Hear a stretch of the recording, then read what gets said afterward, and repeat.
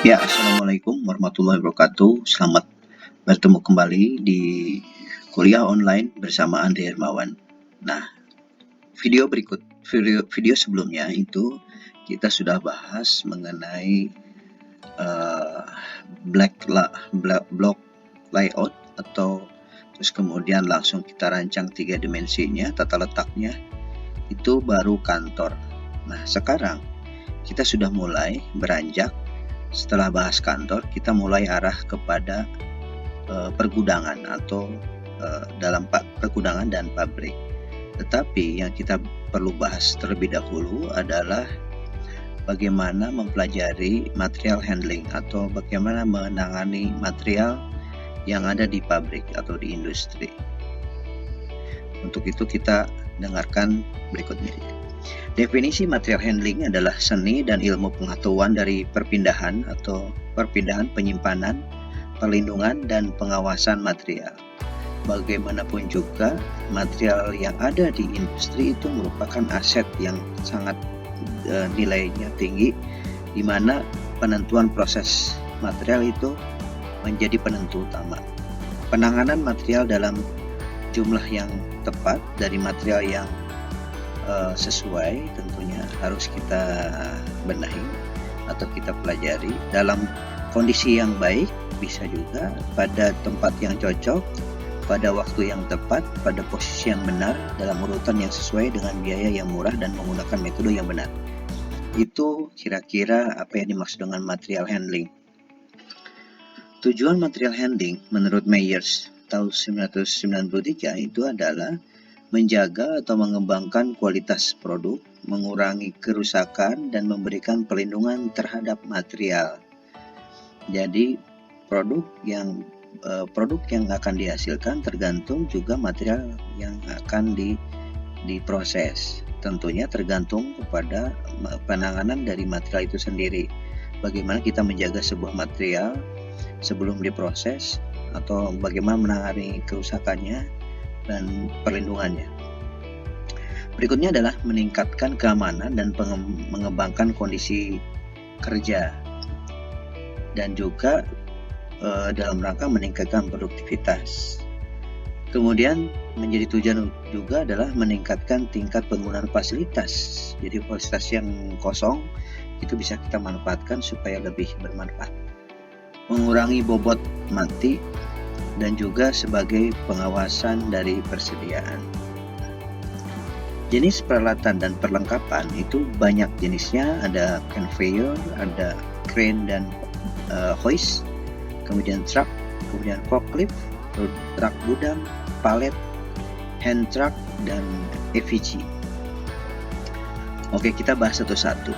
Nah, ini adalah bentuk conveyor, di mana conveyor ini berfungsi untuk mengangkut dan memindahkan material, mulai dari material curah hingga material satuan.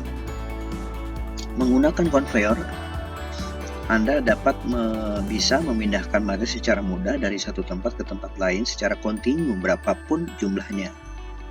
Jadi conveyor yang ada di Indonesia memiliki prinsip kerja sederhana sebenarnya, di mana alat ini akan memindahkan material apa saja yang ada di belt. Setibanya umpan head, maka material akan ditumpahkan lantaran belt bergerak berbalik arah, dan seterusnya. Ini adalah merupakan contoh gambar dari conveyor. Bagian-bagian conveyor itu ada belt, ada idler atau penyangganya, kemudian ada cantering device atau belt yang bergerak terus-menerus, kemudian drive unit, itu adalah unit penggerak yang akan menggerakkan belt. Terus bending the belt, ya, untuk melengkungkan belt. Kemudian feeder adalah pengumpan. Jadi feeder pada conveyor fungsi untuk pemuatan material ke atas belt, tentunya dengan kecepatan yang bisa disesuaikan atau diatur kebutuhan. Kemudian ada trippers, ya, sebagai bisa dipilih sebagai industrial automation solution, karena penggunaan conveyor ini membantu pekerjaan berlangsungnya secara otomatis, memudahkan pekerjaan bagi karyawan. Ini salah satunya bagian trippers membantu menumpahkan muatan di tempat yang sudah ditentukan. Singkatnya, alat ini bekerja otomatis sesuai dengan pengaturan yang sudah dibuat. Kemudian ada belt conveyor, adalah pembersih belt. Belt cleaner, bukan conveyor. Belt cleaner adalah pembersih belt, merupakan bagian dipasang di ujung belt. Kemudian skirt adalah sebuah sekat yang dipasang di sisi kanan dan kiri belt di tempat pemuatan. Skid dibuat dalam bahan logam dan bisa juga kayu. Biasanya skid dipasang tegak dan miring seperlu mencegah dari material yang tercecer. Ada hold back ya, berperan sebagai pencegah konveyor mengangkut muatan ke atas, tidak berputar kemana. Ada frame, ada motor penggerak. Nah, ini kira-kira ada supaya ini ada konveyornya, tapi berbentuk silinder-silindernya gerak. Kemudian ini supaya tidak tumpah atau tidak di luar jalur, dibuat seperti ini. Nah, ini berbagai macam, ada roller conveyor, ada screw atau bentuk kayak more ya, screw conveyor, ada juga yang digantung, overhead conveyor. Itu biasanya buat ayam, pabrik pemotongan ayam pakai ini, pabrik kursi rotan ada juga yang pakai, pabrik untuk pemotongan kambing ya, dan banyak lagi yang lain. Ada oscillating conveyor, itu buat kayak semen gitu, bentuk serbuk, itu berpakai ini, dan banyak lagi yang lain. Ini adalah contoh dari screw ya, conveyor. Nah, ini contoh conveyor yang dilakukan pakai belt dia. Ya, ini ada yang penggerak, ada sebagai pelengkung, bisa macam-macam. Nah, ini adalah pembersihnya. Oke, nah ini adalah contoh conveyor yang overhead conveyor. Nah, sekarang hoist crane. Hoist crane adalah sebuah alat jenis suatu alat dari jenis alat berat mengangkat dan pembawa barang yang memiliki tugas memindahkan barang dari suatu tempat ke tempat lainnya dengan jarak yang sudah diatur. Jadi untuk mengangkutnya sampai ke tempat yang ditentukan, itu biasanya ada di gudang atau pengangkutan atau bagian pada saat pemindahan barang ke truk, bisa juga. Jadi ada hoist, ada macam-macam, ada chain hoist dan wire rope hoist ya.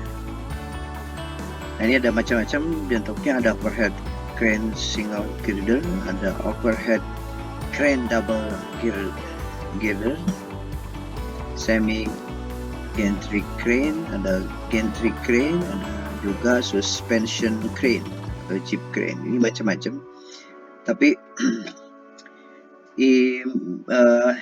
mesinnya itu adalah mesin dari crane ini ada seperti ini untuk bisa mengangkut barang. Tetapi biasa digantung kalau di tempat-tempat industri itu biasanya di atas kita bisa lihat ada semacam besi panjang dan di dalamnya ada mesin yang tadi itu. Dan itu bisa diatur, dikendalikan pakai remote. Dan juga ada macam-macam yang lain. Ini seperti ini. Nah, kalau truk macam-macam ada. Kalau kita udah banyak tahu lah tentang truk itu, ya ada berbagai macam bentuk ukurannya, bahkan untuk produk mobil juga ada. Satu untuk bahan semen juga bisa, atau kontainer semacam ini. Nah, sekarang forklift ada yang seperti ini, ada juga yang untuk besar yang memiliki bisa ngangkut dari kontainer. Ada rak gudang ini bisa kita lihat banyak macam dan biasanya di industri ditaruh seperti ini. Nah, palet ini digunakan untuk menyimpan barang. Nah, ini kan aturan mainnya di dalam suatu industri itu, barang itu tidak boleh langsung taruh ke lantai, tapi bisa ditaruh di rak atau di tempatnya. Jadi tidak boleh berdempetan dengan dinding. Ya, perlu pakai palet supaya bisa diangkut juga. Nah, kalau ini palet dari kayu, kalau ini palet dari plastik. Hand truck itu adalah semacam pengangkut supaya gampang diambil ya. Terus kemudian FPG. Nah, FPG ini adalah automatic guide vehicle. Jadi dia ngirim barang ke setiap stasiun kerja itu pakai robot atau pakai sistem remote, ataupun dia sudah ada jalur tersendiri secara computerized.